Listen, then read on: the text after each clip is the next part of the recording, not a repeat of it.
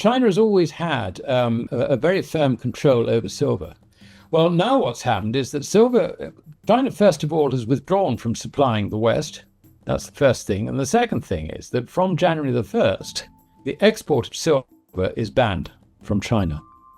So you can see that this is creating a huge, great problem in the markets. Now, history of the derivative system, it was originally brought in and sanctioned by the US Treasury as a means of suppressing prices of commodities, particularly gold and silver, but particularly gold, by diverting demand away from bullion into paper bullion, if you like, bits of paper.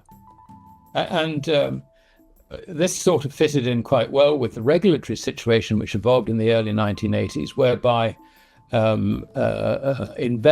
regulated investments were defined as stocks, shares, bonds, so on and so forth. But unregulated investments included gold, silver, and copper and other commodities. Because they were not regulated, it basically means that the compliance officers will limit what an investment manager can do in terms of investing in physical gold, physical silver, and so on and so forth. So what this meant was that there was a control on the price, particularly of gold and also silver and copper and oil and things like that, by the expansion of these derivatives, soaking up demand for them without people actually bothering to get the underlying metal. And so consequently, the prices of underlying metal didn't rise. What we are seeing in the silver market now, however, is the complete loss of liquidity. There is massive dealing going on in silver derivatives. But of course, rather like a tire hitting the road, there comes a point, if you like, where people actually want the physical. And that is beginning to happen. Consequently, in London, there's nothing to deliver, even though they've been dealing in huge quantities.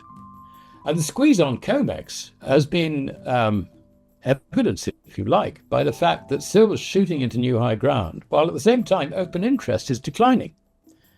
What the decline in open interest tells us is that the speculators are not buying it. They're not going for it at all. The price is rising not because of speculation or investors, if you like, buying it. It is rising because the system itself is close to default. There is also a shortage in Shanghai. And I'm looking at the combined stocks of the Shanghai Gold Exchange and also the Shanghai Futures Exchange. That's fallen to around about 570 tons, which is seen as close to crisis level. 600 being, you don't want to see stocks less than 600. We're about 570. There's a little bit creeping back in. I saw overnight there's about 14 tons came in or was recorded as having come into the underlying bullion stocks. But it's still a very, very difficult situation. Now, the point about this is that the use of of derivatives to soak up demand for commodities, that story has now come to an end. And it's beginning to go into reverse. Now, just imagine you have got a large number of bullion banks, hedge funds, and all the rest of it who have positions one way or the other in derivatives. And these are now questioned as to their value. As that unwinds, then the demand is going to go into the physical. So you can see that as that contract on COMEX and also forwards in London begin to collapse, and it looks like that we're in the early days of that, then this in itself, purely in terms of substitution, is going to push up the silver price very, very substantially from here. So this is the importance of what we're seeing in silver. Now, if it's true in silver, it's not far behind being true in gold. Because again, if you look at open interest on COMEX, that's collapsed, while gold has been trading at close to the highest levels ever. This is an extraordinary situation.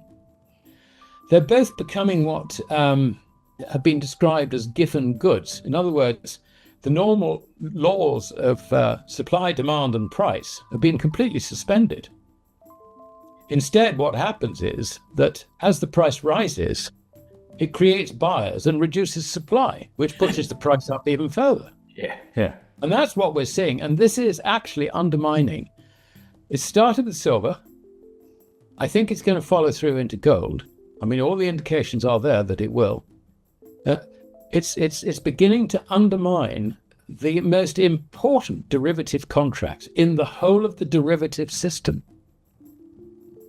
Now, you may think that this is an exaggeration, but bear in mind that the banks and all the rest of it who have these positions are counterparty risk the whole way across the entire derivative landscape. So what we're seeing is the potential failure, and certainly if we don't get immediate failure, concerns that there will be a failure of derivative counterparties in the whole of that space. Now we're talking about trillions of notional value affected by this.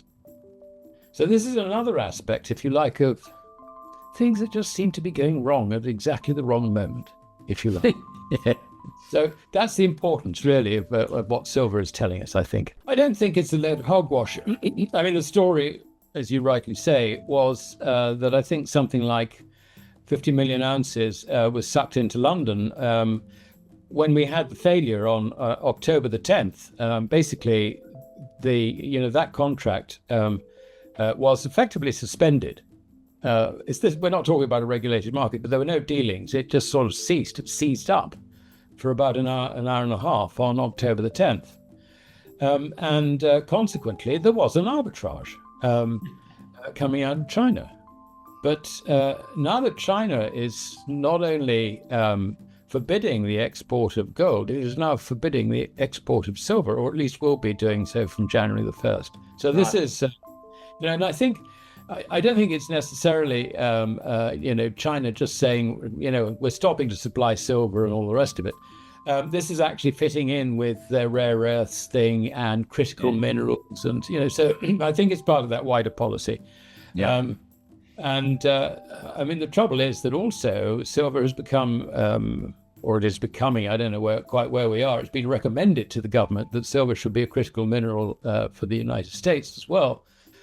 So it's difficult to see that the United States, I would assume they've got some stocks. They won't tell us, of course. If they've got some stocks, I think that they'll probably tend to hold on to them. And this is the point about a Giffen good. Holders, rather than benefiting from a rising price, sort of take the view, oh my God, there's a shortage of this stuff. We better hold on to ours because we'll never get it back. So this is the problem, I think, that the market faces.